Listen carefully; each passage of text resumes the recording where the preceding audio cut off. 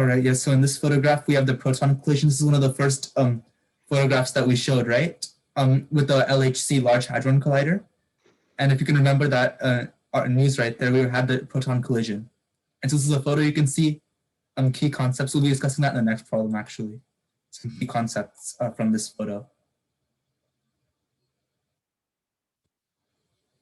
I think this is the only multi-select one. There's only one multi-select here.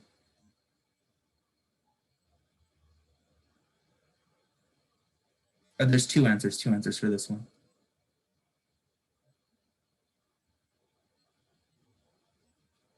So yeah, the two key principles here are E equals mc squared. And so you can see that here that we have new mass, right? Those two protons are coming with a lot of energy, right? And that's actually creating like the new mass. And you can see that in like the red, and there's a bit of blue, right? That's all the new mass that's being formed from this collision. And it's also showing the law of conservation of energy and mass here, right? It's not just the law of conservation of mass, but it's the law of conservation of energy and mass, right? We have an extra conservation law here. And another fun fact is this image is actually my Zoom icon as well.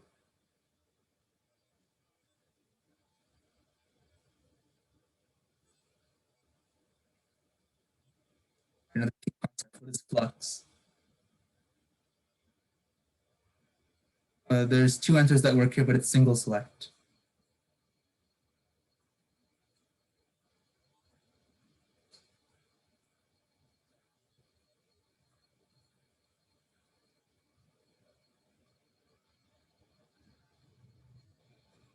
So these are the two correct answers. Either of them will work for this problem. So yeah, it's basically the way that a field hits or goes through a geometry, as you can see here. They have the example of a cylinder as the geometry. And then you have like this showing like from a mathematical perspective, it's like the field going straight through, right? And so we have units of length or area or volume times the field itself, right? So there's different kinds of flux, right? It depends on like the surface and then the field itself.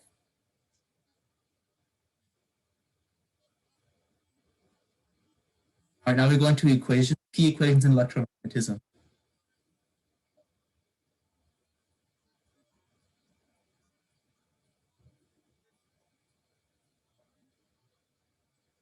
This equation is the Coulomb Force Law, right? Which tells you that the force is proportional to the two charges and inversely proportional to the square of the radius of the separation between the two charges.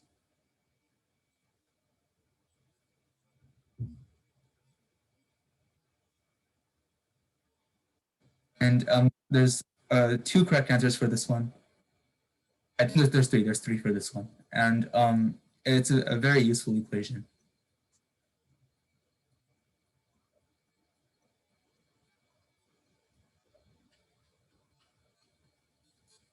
So this one is an incredibly useful equation, right?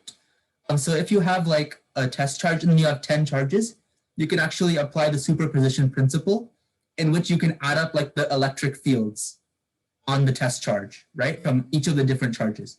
You can just add up the electric fields. And it's also useful for finding the electric field. What you do is you take this force and you divide by a charge, right? So it's kq over r squared in that case, which is the equation for the electric field. And then the r hat is just a unit vector, which we put because we're working with vectors in this case. It's also very useful in the Millikan oil drop experiment, which is where the electric force is going up and the gravitational force is going downwards. So the electric force is going up and the gravitational force is going down, and it was actually something that we learned in chemistry class, is the Millikan oil drop experiment.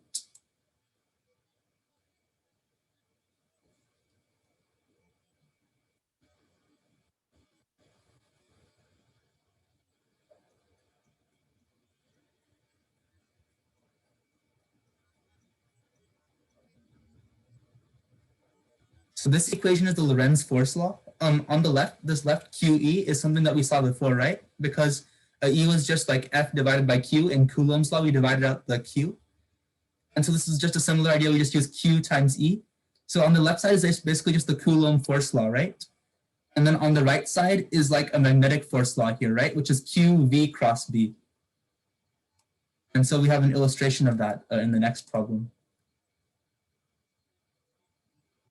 So it's like a vector illustration of that.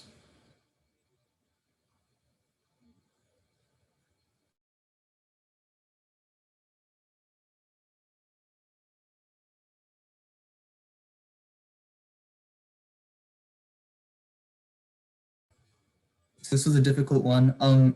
This equation is very useful for making a particle accelerator. It's probably the best answer in this case. And so for that, we have this really quick demonstration, a cyclotron or a particle accelerator, right? And it uses AC voltage to accelerate this charge. And so you can see that in this demonstration. You can see there's a little charge over here, and the charge goes faster and faster. I left this thing running, and the charge is going very, very quickly all the way around. If you keep that running for a while. But so you can see that the charge is able to move faster because we're using alternating voltage here. And there's a magnetic field shown, and there's electric field shown, which helps to accelerate this charge.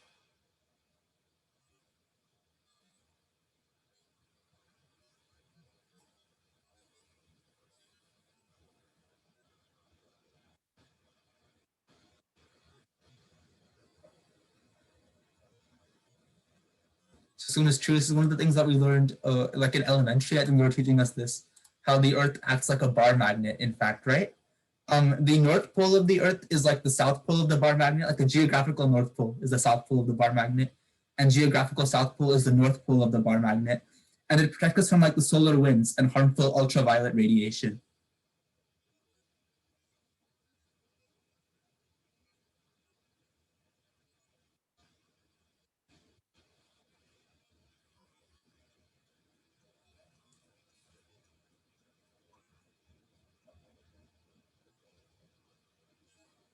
All right, so this is Gauss's law of electricity. And so this is telling you that the electric flux is equal to charge enclosed divided by a constant, essentially, right? And over here on the right, we've discussed this briefly. So this is charge density times volume. So this is like charge per unit volume times volume. So volume and volume will cancel and you just get charge enclosed. And the reason that this triple integral is here is because like you have like a volume. So you can think of like a sphere or like a cylinder or a cube, any kind of volume. And the charge is like different on different points in that volume, right? And so we use the triple integral as a mathematical tool to help us in that case.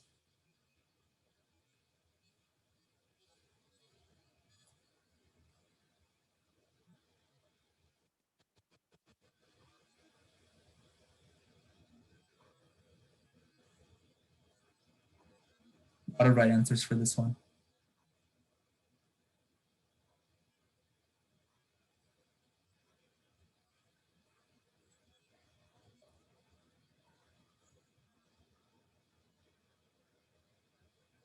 All right, so this equation is an incredibly useful equation. You can use it for solving electric field. You can use it for charge distribution, solving for electric flux. Charge distributions is a less common application, but it's a very, very useful equation.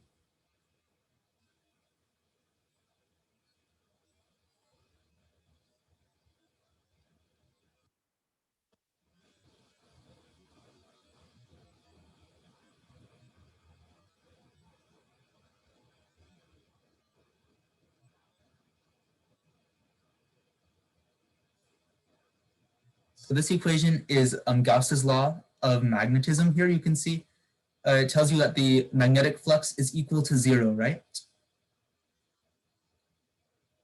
And Lenz's law is that goes more with Faraday's law, so it would not be Lenz's law in this case.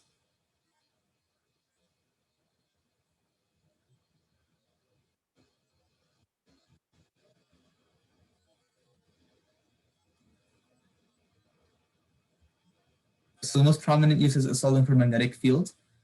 This blue option was a trick answer because what this equation tells us is that like magnetic monopoles do not exist, is one key fact about this equation, right? And you can think of it like the flux going like out is the same as the flux going in. So if you have a magnetic field line, it goes like in a loop. It goes, if you have like a bar magnet, the field line is going to go straight through the bar magnet. And it also tells you that magnetic monopoles do not exist, right? So like for charges, you have like positive charge and negative charge, and you have like monopoles, right? But in magnetism, you have always like a north pole and a south pole, they go together. So that's the key ideas. It's a very conceptual law.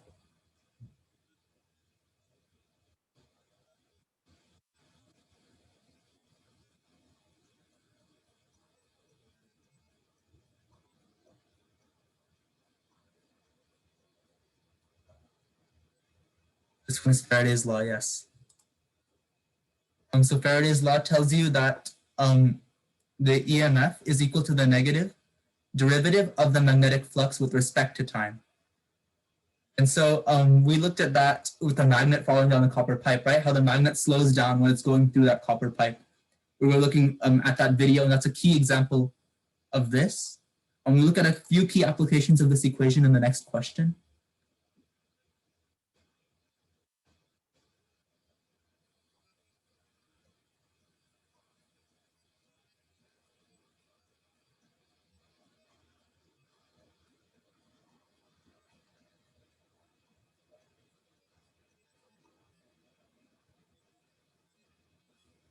So all of these are correct.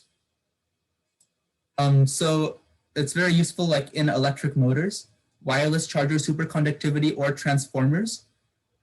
In the case of in the case of the electric motor, that's like basically the concept behind how the electric motor spins. And it's very complicated. You have like different components. You have like armature, you have like commutator, right? But this is basically the working principle of an electric motor. This is also working principle of a wireless charger, like when you have a current that will induce a magnetic field. And you can have like a magnet falling through a copper pipe, right? And that's going to induce like a current, and that will induce an opposing magnetic field in turn. And so that actually slows down the magnet. And you also have like transformers. Transformers, you have an input coil and you have an output coil. And so it's based on the ratio of the coil lengths, right? Because you have the magnetic fields from the current. And superconductivity was a key application we discussed in slides.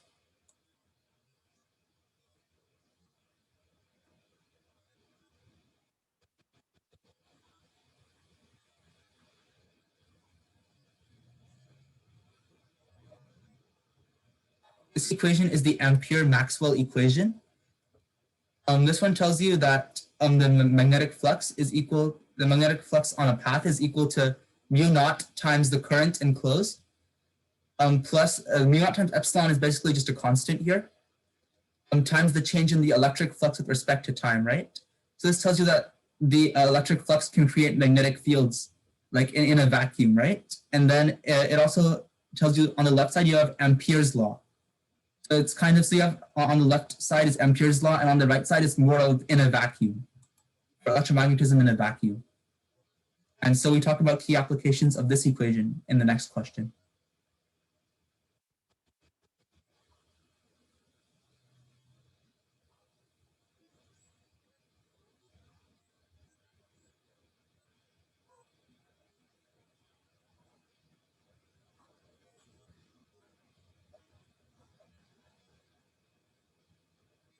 So Alan was discussing in great detail the Squid, right?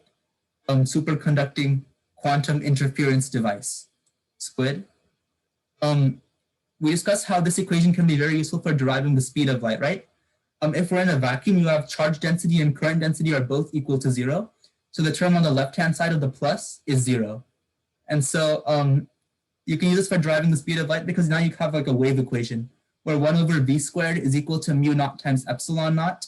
And we can solve for the speed of light that way. V equals 1 over square root mu naught epsilon naught. And we were able to use the left-hand side of this equation, Ampere's law, which was very useful when we were discussing about making the railgun and different calculations for that.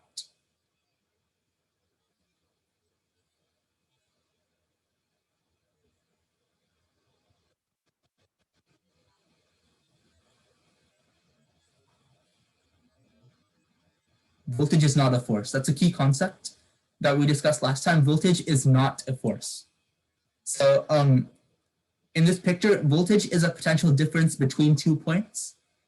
And so you can see this is how it's mathematically expressed. You should take note of the potential difference on the left-hand side of the equation. And so that's the formal definition of voltage. Voltage is not a force between 2 points. There's like electromotive force, but that's the work done per unit charge. And here you can see that there's the formal definition of voltage and it's expressed in terms of like the dot product and tiny segments of path length. So you can see that more in this visual. And there you can see that there's a source of the electric field on the charge at 3 different points in time.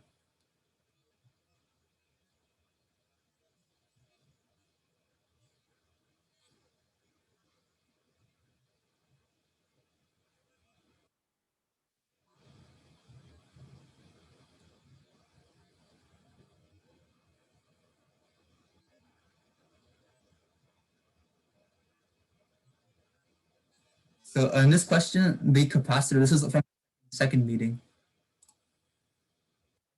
This is the capacitor, and the capacitor is being used to illustrate the photoelectric effect.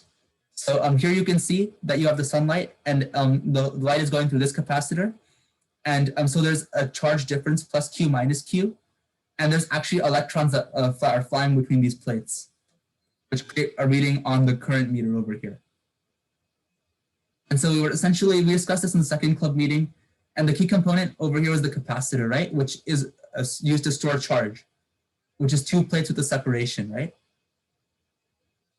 So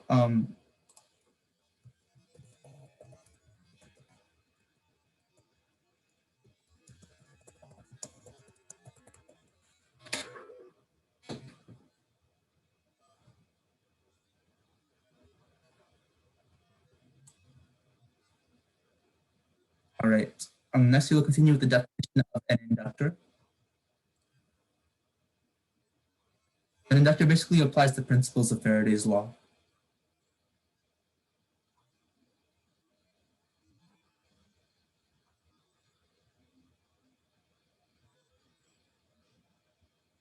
So yeah, an inductor is a device that stores energy in a magnetic field. And we discussed this a bit like last club meeting. So it applies the Faraday's law of induction as an electric component to store energy. And we have like different rules when we analyze them in a circuit. They're very complicated components.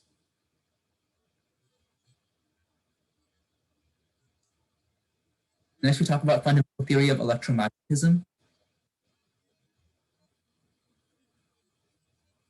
And so one of the answer choices is a derived quantity, and the others are more fundamental quantities in Maxwell's equations.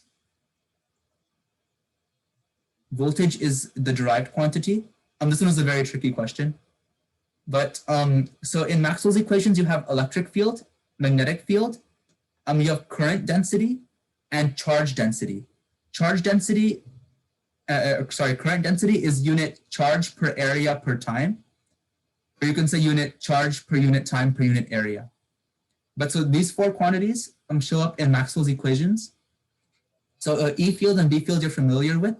If you remember charge enclosed, right? In Gauss's law of electricity, you have a charge enclosed, and that's the triple integral of rho dV, that portion. That's where this shows up.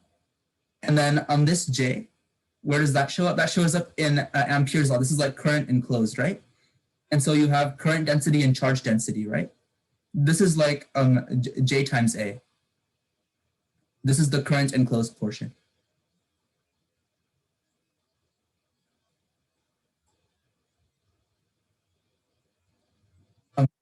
Mathematics is the most useful in E&M.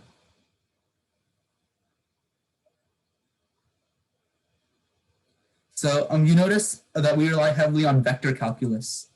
You've seen hopefully a lot of the vector signs, like E, there's the vector sign there, B, there's a vector sign there.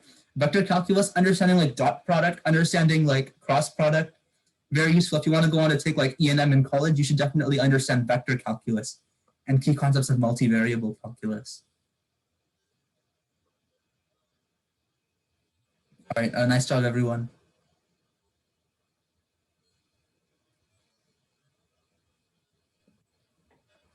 All right, thanks, guys. All right. Thank you, Rohan. That was great. All right. So, yeah.